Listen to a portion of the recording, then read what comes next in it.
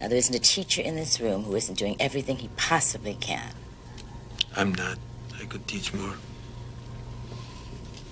I'm sure Mr. Escalante has good intentions, but he's only been here a few months. Students will rise to the level of expectation, Senor Molina. All right, what do you need, Mr. Escalante? Ganas. That's all we need is ganas.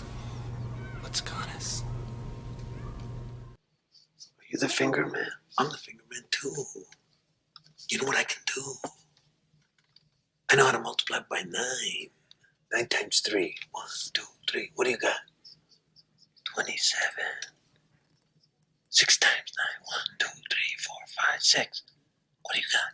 54.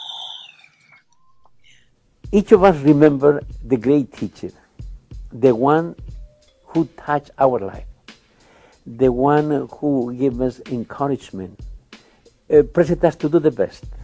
As a teacher, what I do is I convey passion with the subject I teach. I create, innovate my teaching constantly. I do not make talents, I discover them. That's what my assignment is. I get laughed at. Instead, I'm greeted by a couple of friends who were in my English class last year.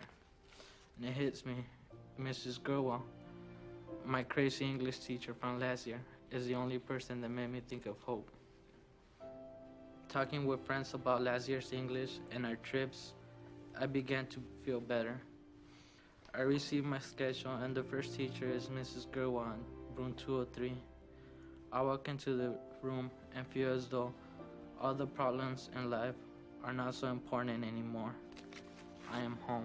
In the Freedom Rider mantra, our basis is really looking at the past so we're not doomed to repeat it, and really understanding that when diverse worlds come together, that beauty is inevitable. And so the fabric of our story is bringing all of these different cultures and religions and beliefs and races together and learning from one another. And I think that's why our story was so strong, is that my students initially were students, but they became teachers. And I initially was a teacher, and I became a student. And I think that's the best kind of learning, is when you can learn from the past and learn from the present to make a better future. I am an idealist, and I embrace that. I was always trying to make education relevant and substantive and build a bridge to what my students knew, whether it was pop culture, and what I wanted to teach them. And so for me, it was constantly bringing the world into our classroom and taking my students out into the world. And I think the very first thing that you need to have as a good teacher is enthusiasm for teaching and passion for what you're doing. I think you have to have a belief that you can make a difference in the lives of young people, and that you have to express a really strong interest in human development. I think that all good teachers are very clear with their expectations. They convey their enthusiasm. They grab kids' attention at the beginning of class, and they maintain it throughout the class. I think that you have to be warm. I think warmth is a huge component of being a good teacher. So those are kind of the intangibles. And then beyond that, pedagogical strategies are of the utmost importance, and also a good grasp of content knowledge. I think those are really, really key elements in being a good teacher. And lastly, probably if you were to add 3 cups of this into the recipe to make a good teacher, would be creativity. I think creativity is, especially in the modern era, is really significant. Does the movie Freedom Riders inspire you? Not at all. I'm really not a fan of Freedom Riders, and I think that it gives students, this message that all kids in urban environments are poor and unmotivated, and that a white, suburban, upper middle class teacher can save the day. I think that narrative is kind of tired, and I think that it's kind of sad. I mean, there are plenty of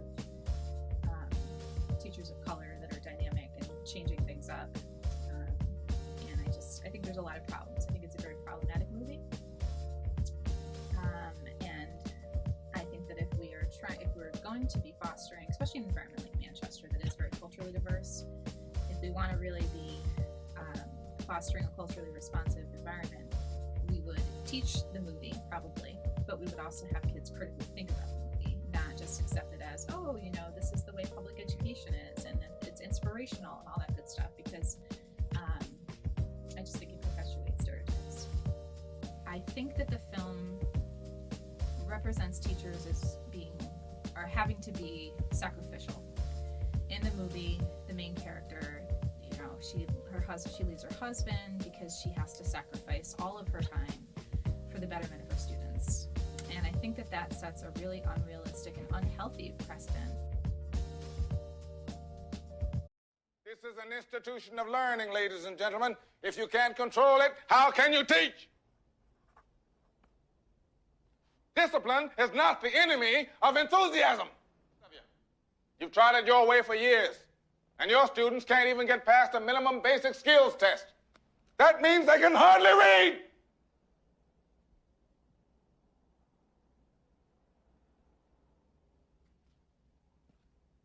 They've given me less than 1 year, 1 school year, to turn this place around, to get those test scores up, so the state will not take us over to perform the task which you have failed to do, to educate our children. Forget about the way it used to be. This is not a damn democracy. We are in a state of emergency, and my word is law. There's only one boss in this place, and that's me. The HNIC. Everyone in this section, put both your hands above your heads. Raise your hands. Put them up.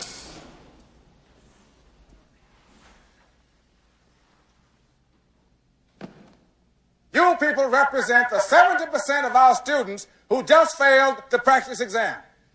70%. But that is not their failure. I don't blame them. The failure is yours. That's right, yours. How many hours do you spend preparing your lesson plans? How often do you stay after school to give those children, the ones you know need it, the extra help that they require? Keep your hands up. Now you are getting a hint of the kind of hopelessness and shame that makes those failing students throw up their hands at the thought of facing a world for which you have not prepared them. One of the things problems you had was a lack of cooperation with the school board, I believe. At least the movie portrayed it that way. And one of the points of contention was you were insistent that the doors would be chained up to keep drug dealers out. If we can look at that clip to see what happened. Lock these doors, and I have a duty to inspect this place. This is not a plant cheese game. This is my school. If you want to get in here, you'll apply for a pass just like everyone else. You and your TV friends here. What the hell is the bat for? They used to call me Crazy Joe, but now they can call me Batman. Well, there's another example of the emblematic bat. Yes. Now, chaining doors keeps drugs dealers out, but it also keeps students in case of fires and such like. Wasn't that dangerous? Yes. And could you have worked with the school board to come to some kind of a way that you could keep the doors open and the drug dealers out? That school board, probably not indicative of most, was an impotent school board that could not see the forest for the trees.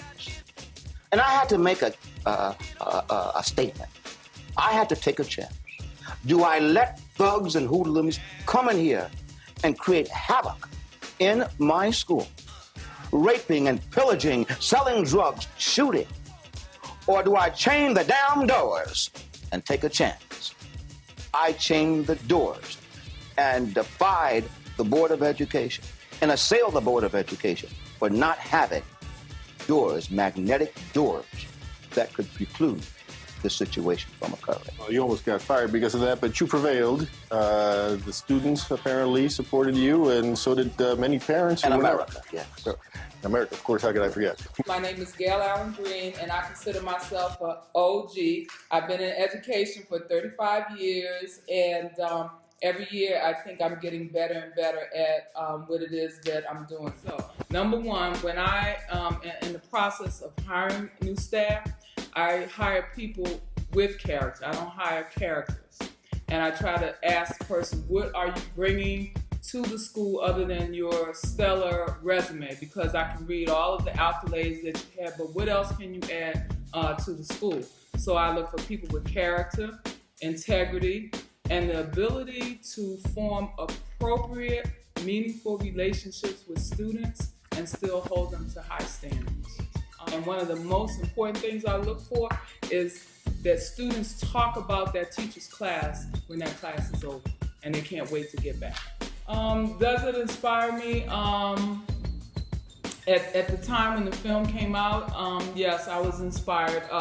It was the principal in an urban district, and his job was to increase test scores. And at this time, with school reform, we all held accountable for increasing test scores. So the first thing he had to do was restore law and order in the building and get rid of maybe the 5% of the student body who, no matter what they did, we're not going to go along with the school rules and regulations. So the modern day principal, instead of walking around with a bat, I walk around with the diploma cover, because this is our focus, college and career readiness. So I have a loud voice, so I don't need a megaphone, because you're probably gonna have to turn down the volume, but I walk around with the diploma cover, because this is the key. This is the key that opens the door to our students' future.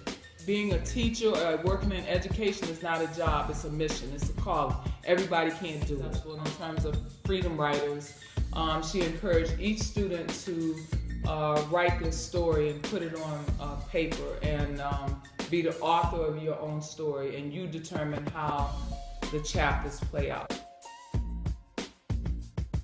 You don't know nothing. You don't know the pain we feel. You don't know what we gotta do. You got no respect for how we living. You got us in here teaching us this grammar shit, and then we gotta go out there again. And what are you telling me about that, huh? What are you doing in here that makes a goddamn difference to my life? Stand on the line if you've lost a friend to gang violence.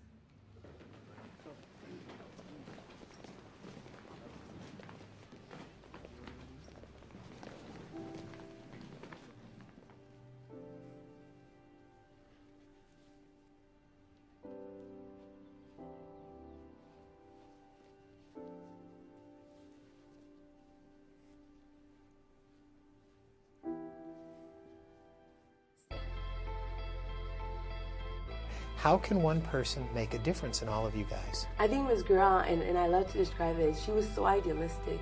The fact that every day we would walk into room 203 and she was standing there with a smile, from ear to ear, just waiting to teach you. She was so hungry for that. She was so hungry to pass that passion, that love for literature that she had. And I think her father, Papa G, as we very caringly dubbed him with that name because we called her Miss G, he was Papa G. I think the fact that he instilled in her this sense of anything is possible, and if you believe in something, it's gonna become a reality, and if you work hard, it's gonna come true. And I think because she believed in her father's words, that's why she never gave up. She never gave up on the fact that the first day of school, she thought she had the 150 most intelligent students, and that she had 150 students that were going to graduate from high school and go on to college and do great things. And she never wavered from that belief. Do you remember, or can you share with us personally, the moment it clicked for you and you decided to give her a chance? What led to that for you? I have to tell you that Ms. Guerra was humble enough.